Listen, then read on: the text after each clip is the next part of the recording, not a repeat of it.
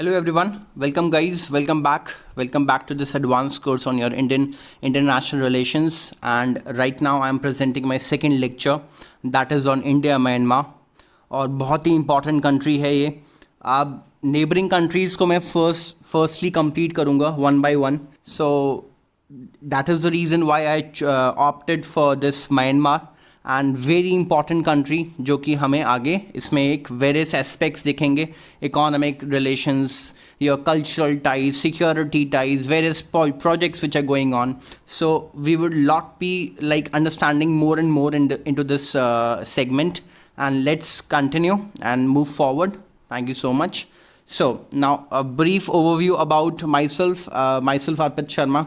I've done my BTech in Mechanical Engineering, then did my MTech from NIT Kurukshetra in Renewable Energy System because I cleared GATE 2015 GATE 2015, and now active in Vajirao IS Academy from last like 4 years and worked with Eden IS Academy. So now very interesting fact about the Myanmar.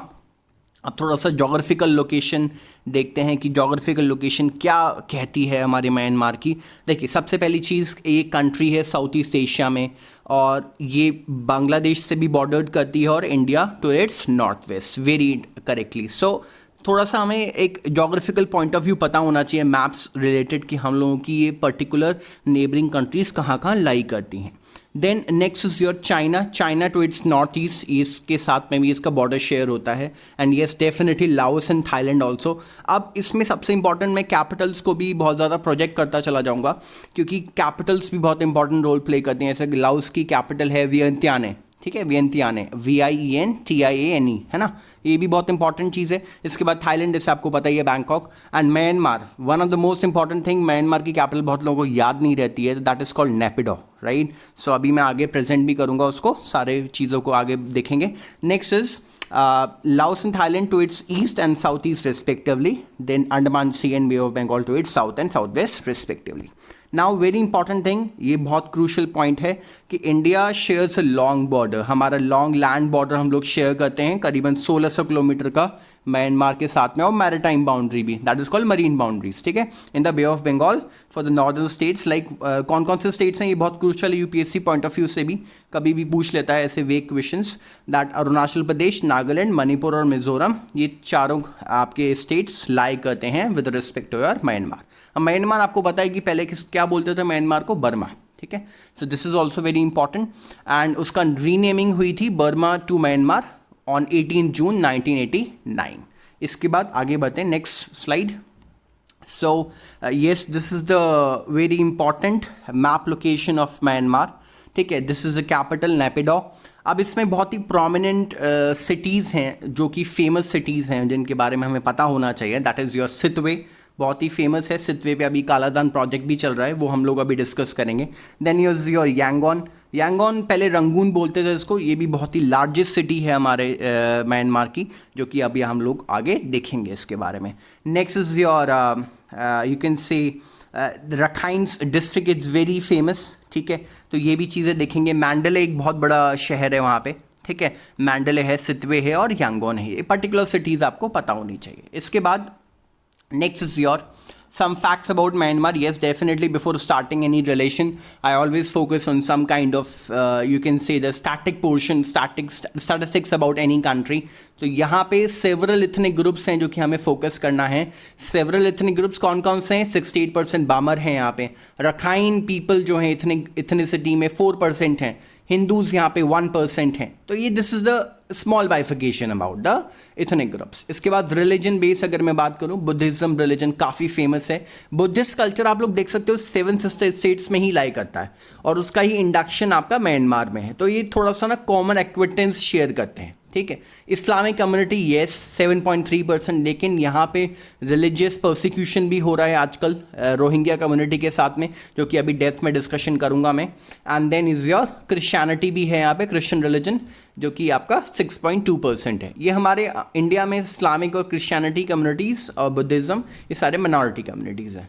Then next is your which type of government is there in Myanmar. Yes, definitely it is unitary parliamentary form of government. Unitary means centrally ruled and parliamentary system है इनका government का, president के Win Myint हैं, this is very famous. And state councillor हमारी ma'am हैं, काफ़ी famous हैं, Aung सान सू की, ये आपकी बर्मीज पॉलिटिशियन है, ये पॉलिटिकल पार्टी है इनकी national league for democracy. Now states के बाद इनको इंडिपेंडेंस कब मिली? इंडिपेंडेंस मिली 4 जन 1948 को फ्रॉम द ब्रिटिशर्स। तो ये दोनों ही कॉलोनीज ब्रिटिशर्स की थी, इंडिया और म्यांमार।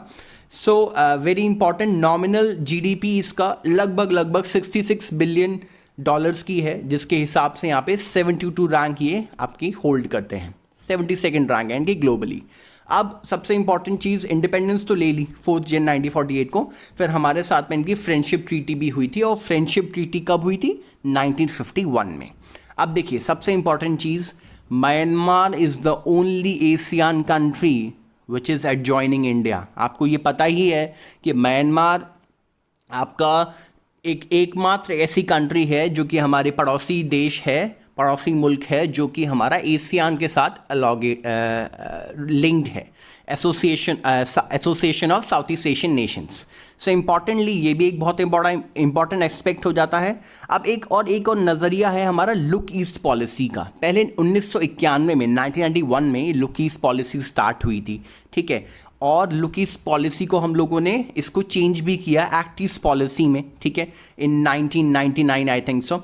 इसके बाद सबसे इंपॉर्टेंट चीज़ क्या हो जाती है कि ये म्यांमार एक ऐसी इंपॉर्टेंट कंट्री है कि गेटवे है हमारा एक्ट ईस्ट पॉलिसी को प्रमोट करने के लिए। मींस हमारे जो साउथ ईस्ट एशियन नेशंस हैं या साउथ एशियन नेशंस हैं, वहाँ पे हमारा जो इकोनॉमिक रिलेशंस हैं या सॉफ्ट पावर को हमें इंक्रीज़ करना है या पॉलिटिकल रिलेशन सेटअप करने हैं, डिप्लोमेटिक टाइज डेवलप करने हैं, वो सब इंपॉर्टेंट लाई करता है इस एक्ट ईस्ट पॉलिसी में। That is the reason why it is very crucial. इसके बाद सबसे इंपॉर्टेंट चीज़ क्या आ जाती है कि अगर मैंने बोला कि एक्ट ईस्ट पॉलिसी आई है और म्यांमार एशियान के साथ जुड़ा आपके 1997 में, ये भी एक बहुत क्रूशल पॉइंट है। और एशियान का मेंबर, एशियान एक ऐसा टॉपिक है जो कि यूपीएससी में न्यूमरस टाइम्स पूछा जाता है, multiple times they use to ask about this, है ना।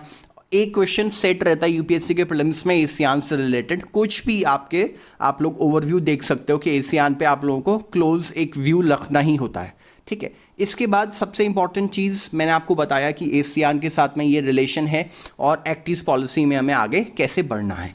इसके बाद नेक्स्ट स्लाइड देखते हैं। Yes, major ethnic groups in Myanmar. Guys major ethnic groups करीबन 135 एथनिक ग्रुप्स हैं, जिनका मैंने कुछ का आपको परसेंटेज बाइफिकेशन दिया था। अब इसमें सबसे इंपॉर्टेंट क्या आ जाता है? रोहिंग्या कम्युनिटीज़ और रखाइन इथनिक ग्रुप्स जो हैं, यहाँ पे बहुत ही ज़्यादा मुस्लिम मिनॉरिटीज़ हैं और इनका डेफिनेटली एक परसिक्यूशन होता है। अब देखिए रोहिंग्या कम्युनिटीज़ में अगर मैं डेप्थ में लेके जाऊँ तो देखिए यहाँ पे अभी ऑर्गेनाइजेशन ऑफ इस्लामिक कंट्रीज़ ने इस कंट्री म्यांमार के खिलाफ केस किया है कि इन्होंने रोहिंग्या कम्युनिटी के साथ में जेनोसाइड किया है। Genocide is what do you understand by genocide? Genocide means आप इलीगल मास किलिंग करते हो, इलीगल रेप्स करते हो और इलीगली उन्हें ट्रीट करते हो और उनका एक्सप्लॉयटेशन करते हो। That is called genocide. तो अब क्या हुआ कि ओआईसी में केस गया, ओआईसी से रेज हुआ इंटरनेशनल कोर्ट ऑफ जस्टिस में, वहाँ पे हियरिंग हुई। अब अगर वो इंटरनेशनल कोर्ट ऑफ जस्टिस से जस्टिफाई हो जाता है कि yes they have claimed it कि ये यहाँ पे जेनोसाइड हुआ है, तो फिर क्या होगा? ये यूनाइटेड नेशन सिक्योरिटी काउंसिल में जाएगा। लेकिन वहाँ पे कौन बैठा हुआ है? चाइना एक्चुअली परमानेंट मेंबर है, तो वो अपने वीटो पावर एक्सेस करके शायद म्यांमार को बचा ले।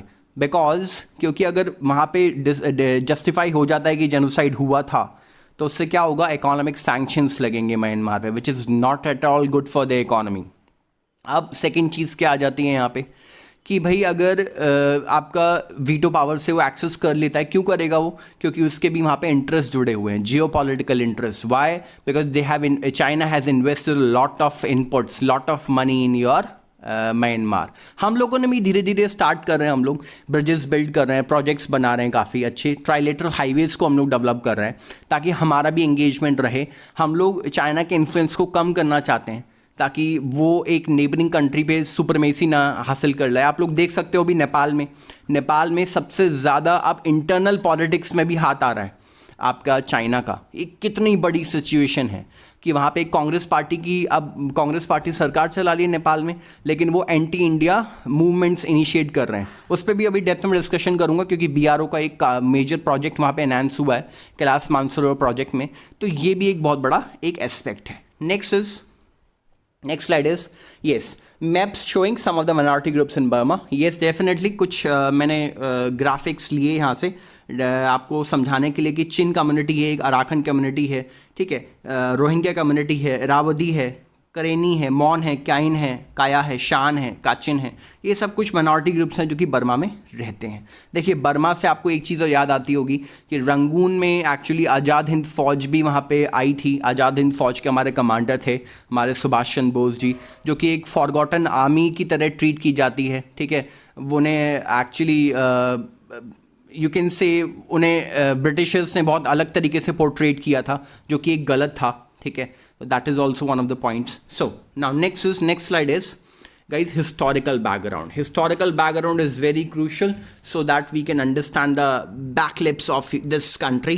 So India has close cultural relations with Myanmar with spreading Buddhism, जो कि मैंने आपको बताया, and this relation further grows with the colonial period, and the Indian leaders maintain a very close relation with the Myanmar, which was led by Aung San. Yes, किसने lead किया था? Aung San, SAN आएगा ये, this is not SEN, right. So now India establish a very diplomatic tie with Myanmar, जो कि 1948 में start हो गया था, और फ्रेंडशिप ट्रीटी कब स्टार्ट हुई थी इनकी? 1951 में। The relation further worsen during late 1980s। अब ये लेट 1980s में कैसे वर्सन हो गए इनके relation? When Myanmar faced a pro democracy movement, वहीं इंटरनल पॉलिटिक्स में ही वहाँ पे इंसर्जेंसी क्रिएट हो गई थी। इसकी वजह से जुंता मिलिट्री ने वहाँ पे उनको सप्रेस किया, और उसकी वजह से क्या हुए? रिफ्यूजीज कहाँ पे आए? इंडिया में। जुंता का मीनिंग एक्चुअली होता है मीटिंग और committee. Actually it is a military association which is led by the Myanmar government itself. Okay, so now एक चीज़ और, एक बहुत ही पहल करी, शांति की पहल करी थी राजीव गांधी साहब ने 1987 में, जब उनकी विजिट हुई थी वहाँ पे म्यांमार में, to laid the foundation for the strong relation between India and Myanmar. ना next is, yes, energy security. देखिए, हर एक कंट्री को, जब मैंने आपको कल लास्ट लेक्चर में बताया था जियो पॉलिटिक्स, हर एक कंट्री कुछ ना कुछ अपना इंटरेस्ट ज़रूर देखती है। तो यहाँ पे भी Myanmar have rich natural resources of oil and gas reserve, that is the reason this country is also important. But yes, we know that कि हम लोग इंपोर्ट करते हैं 80% अपना फ्यूल फ्रॉम आउटसाइड कंट्रीज। तो सबसे मेजरली जो कॉन्ट्रीब्यूटर हैं वो हैं सऊदी अरेबिया एंड इराक। तो ये भी इसीलिए भी ये कंट्री हमारे लिए बहुत इंपॉर्टेंट हो जाती है। इसके बाद सबसे important, yes, food security, import of pulses and beans from Myanmar. हम लोग क्या लेते हैं वहाँ से? पल्सेस और बीन्स, वेरी इंपॉर्टेंट। और एक चीज़ और याद रखिए कि why Myanmar matters, because of the 5 B's of relationship. Bs क्या होंगे? 5B मीन्स 1B क्या है? पहला B है Buddhism, B stand for Buddhism. Second is B stand for business, that means trade relations. Third B stand for Bollywood, Bollywood का बहुत ज़्यादा induction है यहाँ पे। Next is your 4th B is your Bharatanatyam, हमारा क्लासिकल डांस का भी यहाँ पे इनकलकेशन है। इसके बाद बर्मा टीक, बर्मा टीक काफ़ी स्ट्रॉन्ग और ड्यूरेबल रहते हैं, तो हम लोग ये भी इंपोर्ट करते हैं यहाँ पे, इसीलिए हमारे लिए म्यांमार मैटर करता है। तो आप लोग देख सकते हैं कि $3,000 मिलियन का, US मिलियन डॉलर्स का चाइना ट्रेड करता है। तो टॉप 10 ट्रेडिंग पार्टनर्स में हम लोग 5th पे आते हैं, ठीक है, 5th 6th पे आते हैं। That is also very crucial. India is the 5th largest trading partner of Myanmar, but trade potential काफ़ी स्लो हो गए हैं अब। US बिलियन डॉलर्स में अगर मैं 2016-17 के ग्राफिक्स देखूं तो 2016-17 में हम लोगों ने $2.18 बिलियन का ट्रेड किया था, और उसके बाद 2017-18 में डिक्लाइन हो गया था $1.6 बिलियन का। तो ये भी एक बहुत इंपॉर्टेंट चीज़ है देखने वाली। Next is, so China factor, yes definitely China factor एक बहुत रोल प्ले करता है। चाइना हर एक जगह अपनी आप लोग कह सकते हो अपना इंटरफेरेंस करता है। हम लोग, मैं अभी इंडिया चाइना पे भी रिलेशंस पे काफ़ी बात करूँगा डेप्थ में, उनके सारे गड़े मुद्रे उखाड़ूंगा, क्योंकि उन्होंने जो कोविड-19 का जो केसेस किए हैं, उन्होंने जो लीनियंसी बरती है वायरोलॉजी लैब से जो उनका वायरस निकला है, इसकी वजह से जो इकोनॉमिक रिसेशन आया है 2020 में, this is a very major blow.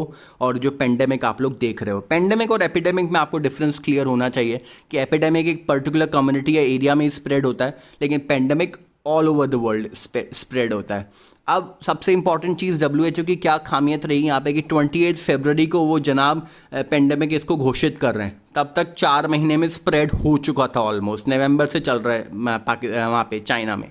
तो that is also one of the like very diplomatic thing which is being done by WHO, जिस पे अब लोग डोनाल्ड ट्रम्प इस पे लगाम कसने की सोच रहे हैं। नेक्स्ट इज़ योर, देखिए कालादान प्रोजेक्ट हमारे लिए बहुत इंपॉर्टेंट है। ये एक किस तरीके का प्रोजेक्ट है कि रोड भी है इसमें, रिवर भी है और पोर्ट मीन्स सी का भी एनहांसमेंट। अभी मैं मैप से क्लियर करूंगा कि India is building this project which links Kolkata to Sittwe in Myanmar through Kaladan river. Kaladan river कहाँ से जाती है आपको सबसे इंपॉर्टेंट? म्यांमार से, not from India, very important.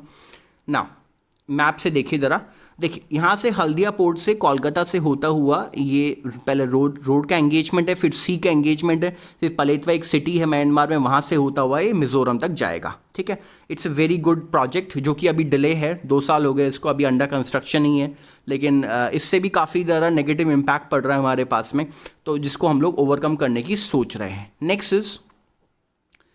Next slide is yes, Indian diasporas, India की जो कम्युनिटी है वो हर जगह रहती है, ये तो आपको पता ही है। तो म्यांमार में कितना है, करीबन 1.5 से 2.5 मिलियन के लोग यहाँ पे रहते हैं, 1.5 से 2.5 मिलियन पीपल हैं, 1.5 to 2.5 मिलियन, यहाँ पे मिलियन मैंने स्किप कर दिया, I am so sorry for that. Now very important, देखिए मैंने आपको बायलैटरल रिलेशंस में बताया था कि बायलैटरल रिलेशंस में एक तो एशियान का मेंबर है ही आपका म्यांमार, डेफिनेटली म्यांमार एक बिम्स्टेक का मेंबर भी है। बिम्स्टेक का what it stands for? It stands for bay of Bengal initiative for multi sectoral technical and economic cooperation. इसका अगर मैं देखूं कि इसमें बांग्लादेश भी है, भूटान भी है, म्यांमार भी है, थाईलैंड भी है, इंडिया भी है, तो इन सब में अगर बिम्स्टेक में मैं देखूं तो बिम्स्टेक में करीबन आप लोग देख सकते हो $3.5 ट्रिलियन की इकॉनमी लगी हुई है सारी कंट्रीज़ की। ठीक है, this is very important. BIMSTEC आपको हेडक्वार्टर बहुत पता होना चाहिए कि ये बांग्लादेश ढाका में है।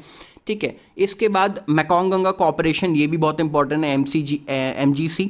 मेकोंग कहाँ से निकलती है? तिब्बतन प्लेटू से निकलती है। ठीक है, ये भी एक बहुत क्रूशल पॉइंट है। मेकोंग रिवर जो है आपका थाईलैंड है, लाओस, कंबोडिया, वियतनाम है, चाइना है, इन सब रीजन से पास होकर निकलती है। तो ये 2 सिविलाइजेशंस, जो मेकोंग गंगा की सिविलाइजेशन, मेकोंग की रिवर की सिविलाइजेशन एंड गंगा की सिविलाइजेशन के अंडर जो भी कंट्रीज आती हैं उनको हम लोग मेकोंग गंगा कॉपरेशन के एनहांस में बढ़ाते हैं, बढ़ावा देते हैं, जहाँ पे टूरिज्म है, एजुकेशन है। ये मैं नेक्स्ट स्लाइड में इसको डिस्कस करूँगा डेप्थ में। Now next is your security ties. India and Myanmar troops carried out joint Operation Sunrise and Operation Sunrise 2 in 2019 in their respective territories to destroy several insurgent camps. देखिए साहब, insurgent camps होते क्या हैं? हमारे यहाँ पे जैसे नेक्सलाइट्स हैं, उन्होंने दंडकारण्य रीजन में काफ़ी ज़्यादा अपना इन्फ्लुएंस फैला रखा है। छत्तीसगढ़ हो गया, झारखंड हो गया, उड़ीसा हो गया, some parts of your Kerala also. तो ये क्या करते हैं? They want to run the parallel form of government, जो कि एक पॉसिबल नहीं है। ठीक है, अब इंसर्जेंसीज, रेबल ग्रुप्स जो हैं, आर्म रेबेलियंस जो हैं, वो यहाँ पे भी हैं। क्योंकि आप लोग देखो कि म्यांमार में सबसे इंपॉर्टेंट क्या है, म्यांमार का और इंडिया का बॉर्डर बहुत ज़्यादा पोरस बॉर्डर है। वहाँ से इंसर्जेंसीज जो रेफ्यूजीज़ बन के आ जाते हैं इंडिया में, वो रेडिकलाइजेशन फैलाते हैं अपना। और दूसरी चीज़ यहाँ पे क्या है सबसे इम्पॉर्टेंट, कि यहाँ पे नारकोटिक्स का सप्लाई भी होता है और ह्यूमन ट्रैफिकिंग का भी सप्लाई है। अभी इसीलिए हमारे म्यांमार के प्रेसिडेंट यहाँ पे आए थे, उन्होंने 10 एग्रीमेंट्स करे थे ताकि हम लोग ह्यूमन ट्रैफिकिंग को रोक पाएँ, ड्रग ट्रैफिकिंग को रोक पाएँ। These are serious menaces to the society, that is the reason. इसीलिए हम लोग Kaladan multi modal transfer project को इनिशिएट कर रहे हैं, ताकि हम लोग एक गेटवे बना पाएँ। कहाँ के लिए? साउथ ईस्ट एशियन कंट्रीज़ के लिए। ठीक है, next is your infrastructure development. Yes, very important guys. 2001 में BRO, बॉर्डर रोड ऑर्गेनाइजेशन, जो कि बहुत ही महत्वपूर्ण काम कर रही है आपके ईस्टर्न बेल्ट में। आप लोग हमेशा याद रखिए, नॉर्थ ईस्टर्न स्टेट्स में एक प्रोजेक्ट अरुणांक है, प्रोजेक्ट अरुणांक। ये बहुत ज़्यादा कॉमन है, बहुत ज़्यादा फेमस भी है। इसके तहत काफ़ी रोड्स बिल्ट हो रही हैं, स्ट्रेटेजिकल रोड्स बिल्ट हो रही हैं on the critical borders of China along with Myanmar and Bangladesh also. This is very crucial. तो अभी BRO ने क्या किया था 2001 में, इंडो म्यांमार फ्रेंडशिप रोड बनाई ताकि उसकी कनेक्टिविटी अच्छी हो 2 कंट्रीज़ के बीच में। और अभी इंडिया म्यांमार थाईलैंड का एक ट्राइलेटरल हाईवे भी है, जो कि बहुत ही इंपॉर्टेंट है। ये भी वो अंडर कंस्ट्रक्शन है। गुवाहाटी से कनेक्ट करेगा मैंडले सिटी, कहाँ पे सिटी आपकी? म्यांमार में। और फिर वो यांगून से लेते हुआ आपका फाइनली कहाँ पे ख़त्म होगी? थाईलैंड में। This is also very important thing. Now another connectivity जो कि आपकी कालाधन मल्टी मॉडल हाईवे चल ही रहा है, जो कि अभी ऑनगोइंग है, ठीक है, ताकि हमारे बायलेटरल कंट्रीज़ का जो ट्रेड है वो बूस्टअप हो। Next is your development aids. देखिए, भूटान हो या फिर और कोई नेपाल हो या कोई भी कंट्री हो, सबसे इम्पॉर्टेंट क्या है कि हम लोग डेवलपमेंट एड्स देते हैं। डेवलपमेंट एड में कमिटेड हम लोगों ने क्या किया है, 1.7 बिलियन ऑफ डॉलर्स के ट्रेड देने की कोशिश कर रहे हैं हम लोग, एड्स देने की कोशिश कर रहे हैं, लोन्स भी देंगे हम लोग, ठीक है। That is very crucial thing, ताकि इंफ्रास्ट्रक्चर डेवलपमेंट बढ़े। अभी हम लोगों ने 2.5 लाख करोड़ का एनहेंसमेंट पैकेज एनहेंस किया था फॉर आर 7 सिस्टर स्टेट, ताकि वहाँ की कनेक्टिविटीज़ बढ़ पाएँ। देखो, इंफ्रास्ट्रक्चर का मतलब क्या है? इंफ्रास्ट्रक्चर का मतलब है कि वहाँ पर रोड कनेक्टिविटी अच्छी है, रेल कनेक्टिविटी अच्छी है। इसके साथ साथ वेरी इंपॉर्टेंट क्या है, यहाँ पे हमारा एयर कनेक्टिविटी अच्छी है। इसीलिए हम लोग उड़ान प्रोजेक्ट को एनहांस कर रहे हैं नॉर्थ ईस्टर्न स्टेट्स में, ठीक है। तो ताकि वहाँ पे स्कूल्स का डेवलपमेंट हो, हेल्थ केयर सेंटर्स बने, दैट इज़ द रीज़न। और हाँ, डेफिनेटली सॉफ्ट पावर इंक्रीज होनी चाहिए, ताकि हमारे बुद्धिज़्म कल्चर को एनहांस मिल पाए। बुद्धिज़्म कल्चर काफ़ी ज़्यादा फ्लरिश करता है, आपके चाइना में भी है, तिब्बतन रीजन में भी और म्यांमार में भी। Now next is very important, disaster cooperation. देखिए, मैं अभी बीआरओ पे और डेप्थ में बात करूँगा। बीआरओ पे थोड़ा सा अभी न्यू प्रोजेक्ट उन्होंने लॉन्च किया था, अभी रोड बनाई थी, ताकि हमारा कैलाश मानसरोवर वाले रास्ते पे हमारे को इजीली जो पिलग्रिम्स हैं वो काफ़ी इजीली उसको एक्सेस कर पाएँ। लेकिन वो बोल रहा है नेपाल की इन्होंने हमारे बॉर्डर्स पे, हमारे एरिया पे रोड बिल्ड करी है, but it is very wrong. उन्होंने एक्चुअली सपोर्ट बैकअप कहाँ से मिल रहा है? चाइना से बैकअप मिला हुआ है उनको। तो इससे दिखता भी है कि एंटी इंडियन राइट्स वो कर रहे हैं, ठीक है। बीआरओ बहुत ही इम्प्रेसिव काम कर रहा है in this amid of this कोविड-19 lockdown also. Now very important, disaster cooperation में क्या चीज़ है भाई? India has responded promptly and effectively in rendering assistance for the natural calamity. देखिए, नेचुरल कैलामिटीज़ में सबसे ज़्यादा इफेक्टेड टॉप 10 कंट्रीज़ में इंडिया सबसे ज़्यादा है, ठीक है। इसके बाद देयर डेफिनेटली आपका म्यांमार भी है। इन्होंने साइक्लोन मोरा आया था 2017 में, कॉमन आया 15 में, देन अर्थक्वेक आया शान स्टेट में 2010 में। तो यहाँ पे देखो, डिज़ास्टर में हमेशा हम लोग को क्या मिटिगेशन स्ट्रैटेजीज़ एनहांस करनी पड़ती हैं कि हम लोग सबसे पहले क्या करें। सबसे पहले करते हैं हम लोग कि पहले प्री डिज़ास्टर की टेक्निक्स को फॉलो करना चाहिए, फिर during disaster, then post disaster, ताकि मिटिगेशन टेक्निक्स को हम लोग ज़्यादा अच्छे से एनहांस कर पाएँ। इसके लिए हमारे इंडिया में हाई लेवल मीटिंग हुई थी 1999 में, ताकि हम लोग ऑल इंडिया एक्सेस कर पाएँ। और डिज़ास्टर मैनेजमेंट एक्ट बना इसीलिए हमारा 2005 में, इसीलिए हमारी एडमिनिस्ट्रेटिव रिफॉर्म कमीशन रिपोर्ट्स 2 बड़ी फेमस हैं, ठीक है। तो इसीलिए हमारा नेशनल डिज़ास्टर मैनेजमेंट अथॉरिटी बनी हुई है, ठीक है। तो ये सब रिस्पांस मैकेनिज्म में हम लोग दूसरी कंट्रीज़ को भी हेल्प करते हैं, जैसे नेपाल को हम लोगों ने हेल्प किया था उनके अर्थक्वेक के टाइम्स में। तो ये this is the fact. Now very important, defence cooperations, yes very important. ये आपका प्रीलिम्स में पूछ सकता है कि बायलैटरल आर्मी एक्सरसाइजेज में इंडिया म्यांमार में कौन सी एक्सरसाइज की जाती है? दैट इज कॉल्ड इम्बैक्स, ठीक है। And Myanmar is a key partner to the fight to fight in insurgencies in India's northeast. Very crucial. Now, guys, so cultural cooperation बहुत important है। इंडिया और Myanmar share cultural ties in terms of Buddhist heritage and shared history of colonialism. Yes, मैंने आपको इसको describe किया है। और हम लोग रिस्टोरेशन किसका कर रहे हैं? आनंद टेम्पल का बागान में। और लार्ज नंबर ऑफ डैमेज पगोडाज क्या होते हैं? थोड़े टावर लाइक स्ट्रक्चर होता है इनका टेम्पल्स का। ये टेम्पल भी होते हैं और बुद्धिस्ट मुनाक्स भी होते हैं, इनका कंपाइलेशन है पगोडाज में। तो पगोडाज को आप लोग अच्छे से इसको एक्सेस भी कर सकते हैं, मतलब अच्छे से इनको पिलग्रिमेज सेंटर्स भी बना सकते हैं। Now next is issues. अब सबसे बड़ा इशू चल रहा है रोहिंग्या इशू। इसके चक्कर में तो हमारे एनआरसी और आपका सीए सिटीजनशिप अमेंडमेंट एक्ट के चक्कर में आपका यहाँ पे बहुत ज़्यादा राइट्स हुए इंडिया में। आपने एक दिल्ली में भी कम्युनल राइट देख लिया एक। तो India does not directly engage with the issue of Myanmar treatment of its Rohingya Muslim minority. मैंने आपको बता भी दिया रोहिंग्या जेनोसाइड कैसे ट्रीट हो रहा है और कैसे उससे इम्पैक्ट पड़ेगा म्यांमार को।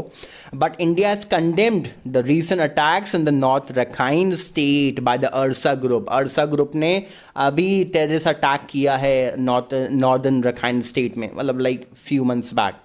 This can be considered. अब इसमें हम लोग सपोर्ट कर रहे हैं, इसीलिए हम लोग सपोर्ट देते भी हैं म्यांमार को इस इश्यूज़ को रिलेटेड। नाउ वेरी इंपॉर्टेंट, मैंने आपको पहले भी बताया कि डिले इन प्रोजेक्ट्स हो रहे हैं। Due to delay in projects India is losing their friends, like trilateral highway अभी 2019 में बनाया जाना चाहिए था, बट नहीं बन पाया अभी तक।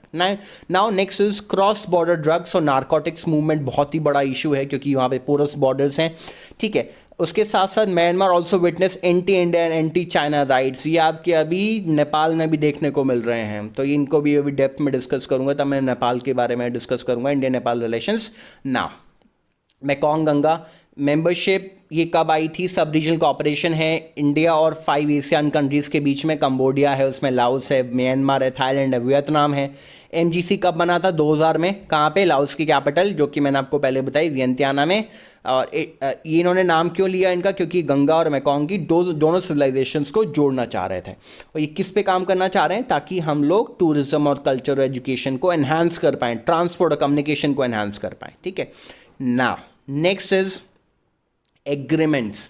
अभी recently president of Myanmar visited India, जैसे मैंने आपको बताया, और उन्होंने 10 एग्रीमेंट साइन किए हैं गाइज।